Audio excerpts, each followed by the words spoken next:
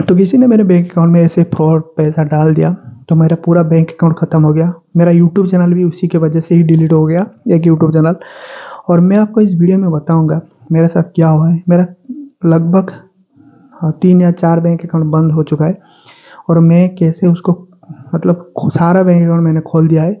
बहुत ज़्यादा पैसा पड़ा था वहाँ पर, और मैं बताऊंगा इस वीडियो में कि क्यों बैंक अकाउंट फ्रीज होता है, और आप क्या क्या कर सकते हैं अनफ्रीज करने में। आपका अकाउंट अनफ्रीज हो जाएगा, 100% हो जाएगा, गारंटी मैं लेता हूँ। अगर इस वीडियो को आप 15 या 20 मिनट से देख सकते हैं, क्योंकि मेरे साथ जो हुआ है मैं सारी चीज़ आपके साथ शेयर करने वाला हूँ फेस टू फेस। लेकिन आपको आखिर तक इस वीडियो को देखना पड़ेगा, कोई नहीं बताएगा भाई इसके बारे में। A to Z बताऊंगा, सब कुछ क्लियरली डिटेल इस वीडियो में बताऊंगा। तो पहले बात ये कि बैंक इट ऑन भैया को बहुत ही बढ़िया इस ग्रुप उन्होंने खोला है, और सबकी मदद भी कर रहे हैं। तो आपके साथ भी ऐसे कुछ हुआ है, नीचे कमेंट करना। तो मैं क्या करता हूँ, मैं जो है बहुत ज़्यादा मल्टीपल यूट्यूब चैनल रन करता हूँ, तो मुझे बहुत सारा प्रमोशन भी आता है, मैं प्रमोशन करता रहता हूँ।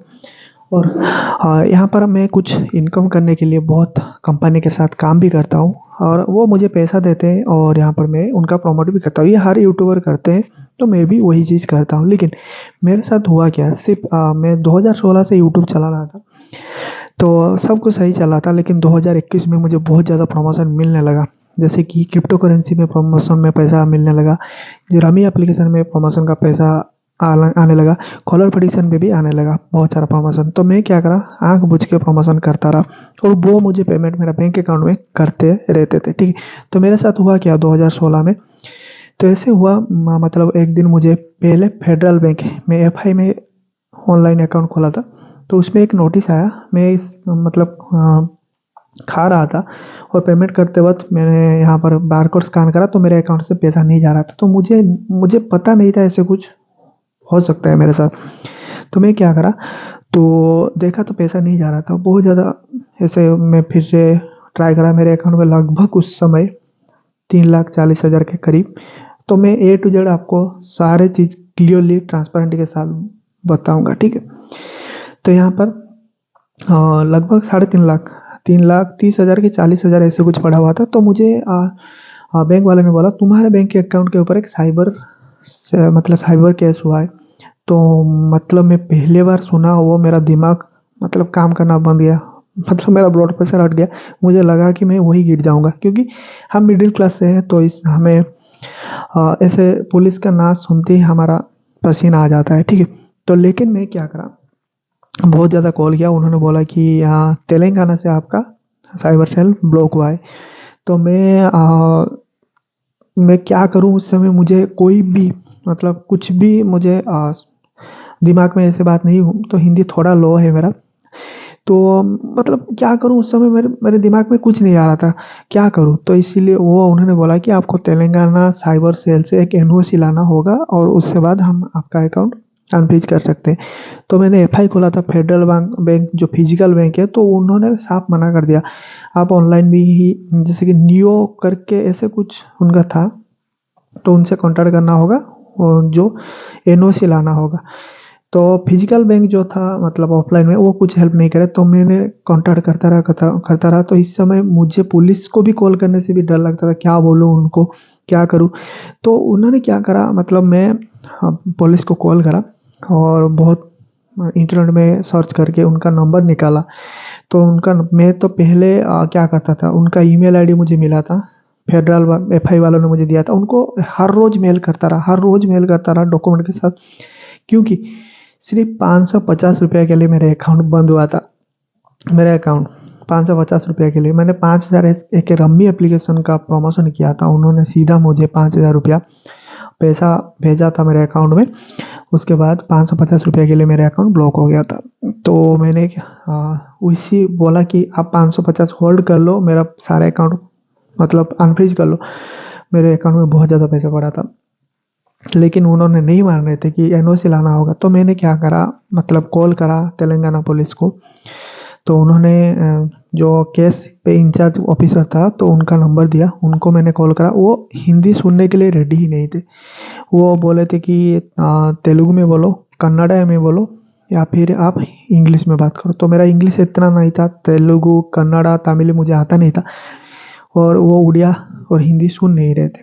तो मैंने बहुत कोशिश करने के बाद उनके साथ इंग्लिश में थोड़ा-थोड़ा बात करा, तो उन्होंने मुझे व्हाट्सएप नंबर माँगा, उनको मैंने सारा डॉक्यूमेंट सेंड करा और उन्होंने बोला कि हम नेक्स्ट बोलते हैं। तो मैं मतलब वो तो कुछ रिप्लाई नहीं करे, 10-15 दिन हो गया, लगभग 2022 आ गया, 2021 से 2022 आ गया। तो मैंने क्या करा, एक रिपोर्ट मैंने एक एडवोकेट को बोला, तो उन्होंने बोला आप एक आरबीआई को मेल करो।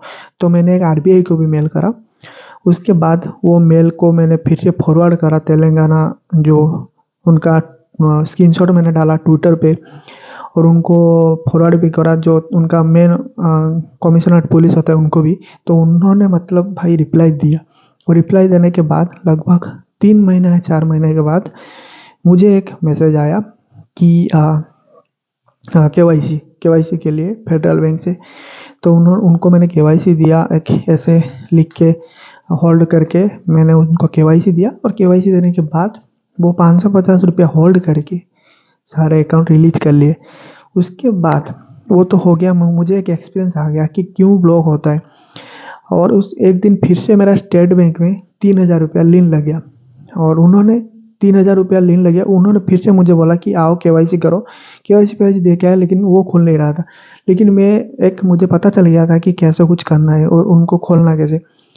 तो मैंने क्या करा, एसबीआई को मेल करा, फिर से आरबीआई को मेल करा, एसबीआई के साथ बात करा। गुजरात पुलिस से हुआ था जो ब्लॉक फिर से मेरे। तो उन्होंने बोला कि आपके 9 लेयर में ही ब्लॉक हुआ है, मतलब नहीं 8 लेयर में आपका अकाउंट ब्लॉक हुआ है। तो उनको मैंने बहुत ज़्यादा 1 महीने से मेल करा। उनके बाद उन्होंने कुछ एसबीआई वालों ने कुछ रेस्पॉन्ड नहीं कर रहे थे। तो मैंने नज़दीकी साइबर सेल पे गया और उन्होंने साइबर सेल मतलब पुलिस स्टेशन में गया और उन्होंने बोला कि ये केस साइबर सेल से है, तो आप साइबर सेल जाओ। तो फिर से मैंने साइबर सेल से गया। बहुत वो तो पहले मुझे बोले कि आप ऑनलाइन पेमेंट क्यों लेते हो, ऑनलाइन क्यों यूज करते हो। मैंने बोला नरेंद्र मोदी ने यूपीआई सिस्टम लागू करा है, तो पेमेंट ले लिया।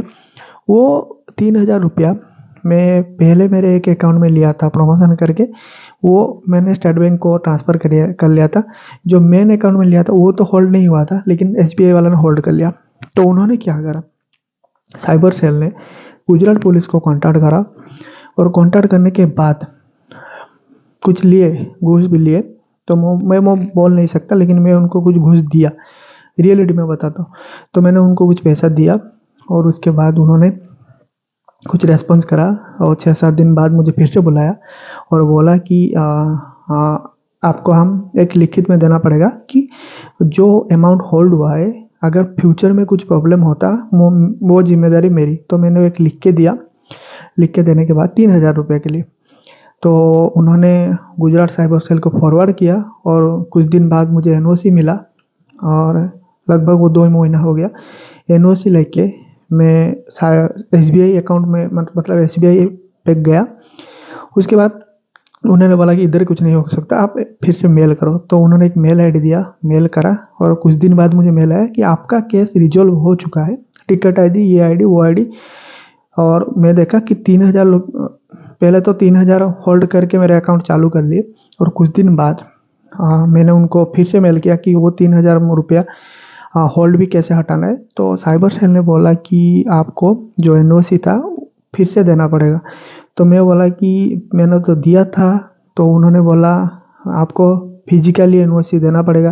मैं बोला फिजिकली लेके गया था, मेल भी किया था, सब कुछ किया था, लेकिन एसबीआई वालों ने वो एनओसी देख के ही सिर्फ मुझे अनहोल्ड कर दिया था। मतलब लीन अमाउंट जो है 3000 रुपया मेरे अकाउंट में होल्ड लगा के बाकी अमाउंट फ्रीज कर दिया, मतलब अनफ्रीज कर दिया था। लेकिन मैं चाहता था मेरे सारे अकाउंट ट्रांसपेरेंट ही रहो, मतलब वो लीन भी हट जाए जो होल्ड लगा था। तो मैं फिर से साइबर सेल गया। उन्होंने फिर से एक एनओसी मुझे अपने हाथ से प्रिंट करके दिया और उनके जो ऑफिसर होते हैं स्टाम्प ऐसे कुछ दिया, वो मैं सीधा सबमिट कर दिया एसबीआई में, वो सारा हट गया। फिर से मेरे साथ पेटीएम पेमेंट बैंक में एक बार मैंने एप्लीकेशन का प्रमोट किया था। उस एप्लीकेशन से सीधा आया था 100, 200, 300, 400 रुपये के लिए। तो वो 100 रुपये के लिए मेरे पेटीएम पेमेंट बैंक में 14,000 रुपया फंसा था। तो मैं एक ऑनलाइन एडवोकेट वो खुल नहीं रहा था, पेटीएम पेमेंट बैंक नहीं सुना, तो बोल रहे थे कि नोएडा आओ, नोएडा आओ, नोएडा आओ। तो मैंने क्या करा, नोएडा जाके नोएडा तो जा नहीं सकता। तो मैंने एक ऑनलाइन में एक एडवोकेट देखा यूट्यूब पे जो इस केस पे बात करता था, साइबर सेल होल्ड मोल्ड के बारे में।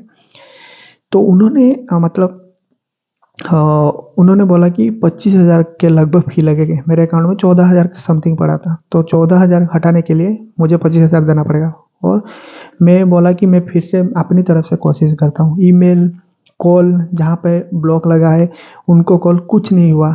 3-4 महीने कुछ नहीं हुआ, कोई कुछ नहीं सुन रहा था। लेकिन वो मुझे पेमेंट बैंक चाहिए था। अभी तो पेटीएम पेमेंट बैंक बंद हो चुका है। मैंने एक वही एडवोकेट को लगभग 25,000 रुपया दिया। उनका नंबर भी नहीं मैं दे सकता। और उन्होंने खुद जाके वहाँ पर नोएडा जाके रह के और घूम घाम के और पेटीएम पेमेंट बैंक और फिर से वो गए थे। वो बंद हुआ था मेरे एमपी पुलिस से। मध्य प्रदेश गए जहाँ पर ब्लॉक हुआ था। एक छोटा सा शहर था। उस वो शहर का नाम शायद क्या था, वही मध्य प्रदेश में एक छोटा सा शहर था। तो एक बंदे ने कंप्लेन किया था इसलिए ब्लॉक हो गया था। तो जाके एक अकाउंट मैंने खुद से खुलाया, दो दूसरा वाला अकाउंट घूम घूम के साइबर सेल से बहुत बातें सुन सुन के घूम के खुलाया। तीसरा मैंने एडवोकेट लेके खुलाया। और एडवोकेट है, उनका आप यूट्यूब पे सर्च कर सकते हैं। मैं शेयर नहीं कर सकता उनका नंबर क्योंकि उनका प्राइवेट बात है। लेकिन आप सर्च करेंगे यूट्यूब पे मिल जाएगा, मैं हिंट देता हूँ। और उन्होंने खोलना दिया, एनओसी ला के भी दिया और खोल दिया मेरे अकाउंट। क्योंकि और खोल तो दिया अकाउंट, लेकिन वो 100 होल्ड अभी तक पड़ा है, लेकिन पेटीएम पेमेंट बैंक बंद हो चुका है। चलिए बात करते हैं भाई। मैं जब से यूट्यूब चलाता हूँ इधर उधर करके मैं मतलब सारे चीज़ देख चुका हूँ कि क्या हो रहा है। ऐसे हो रहा है, लोग कॉलर पटिशन रम्मी ऐसे एप्लीकेशन में गेम खेलते, खेल के अगर मैंने 50,000 डिपॉजिट किया और 50,000 हार गया, तो मैं क्या करता हूँ वो वही 50,000 पे कंप्लेन लगा देता हूँ क्योंकि मेरा साथ फ्रॉड हो गया। मैं हार चुका हूँ लेकिन कंप्लेन दे देता हूँ। कभी कभी वो 50,000 से जिस अकाउंट से पैसा आ गया, साइबर सेल वाले कुछ नहीं सुनते, कुछ नहीं करते, सीधा होल्ड लगा देते। और जब तक मतलब अनहोल्ड होने से साइबर सेल जिस स्पीड से मेल करते हैं बैंक को कि होल्ड कर लो, और सारी चीज़ आपके अकाउंट में होल्ड हो गया, आपने सब कुछ सारा चीज़ सॉल्व कर लिया। और उसके बाद इसी स्पीड से अगर साइबर सेल वालों ने मेल कर देते बैंक को इनका अकाउंट अनहोल्ड कर लो, वो भी सही रहता नहीं। तो ऐसे होता है। और दूसरी बात ये है कि बहुत ज़्यादा पैसा जो फ्रॉड करके इन्वेस्टमेंट एप्लीकेशन होता है ना, पैसा लेके भाग गए हैं। वो पैसा को P2P में भेज रहे हैं। मतलब वो यूएसडीटी लेके फरार हो सकते हैं, इंडियन मनी लेके फरार नहीं हो सकते, तो वो यूएसडीटी लेके फरार हो रहे हैं। तो वही स्कैम पैसा बहुत बार होता है कि टेररिस्ट का भी पैसा आ जाता है। किसी ना किसी तरीके से वो लोगों के अकाउंट को भेजते रहते हैं, कॉलर पटिशन में, रम्मी में, P2P में, किसी न किसी तरीके से। आपको मिला होगा कि लाइक टास्क करो, फेसबुक टास्क करो, ये टास्क करो, वो टास्क करो, इसमें भी पैसा भेज देते हैं 150 रुपया, उसमें भी फ्रॉड का पैसा। ऐसे होता है। तो इसी के चक्कर में एक आम आदमी फंस जाता है। पैसा इनकम चक्कर में कॉलर पटिशन खेलते रहते हैं। वो बोलते हैं कि नहीं कॉलर पटिशन नहीं खेलेंगे, रमी नहीं खेलेंगे, बहुत चीज़ ऐसे। तो जॉब नहीं है तो 100 रुपया मिलता है, वो कॉलर पटिशन में लगा देते हैं। और उनको क्या पता कि 100 रुपया मेरे अकाउंट में आने से मेरा पूरा बैंक अकाउंट फ्रीज हो जाएगा। तो गवर्नमेंट को ऐसे करना चाहिए, अगर 100 रुपये के लिए लिंक लगाए, वो 100 रुपया होल्ड कर लो, बाकी का जैसे सुरखुर में चलता रहे। और जब तक कैश विड्रॉ होगा वो होगा। लोग बहुत ज़्यादा हरामी बन चुके हैं। कुछ यूपीआई में खुद गलती कर देते हैं, खुद पैसा हार जाते हैं और कंप्लेन लगा देते हैं, वही पैसा जिस अकाउंट में जाते हैं। तो इसमें एक रेगुलेशन लाना चाहिए इंडियन गवर्नमेंट को। और यहाँ पर पुलिस को भी, साइबर सेल को भी जानना चाहिए।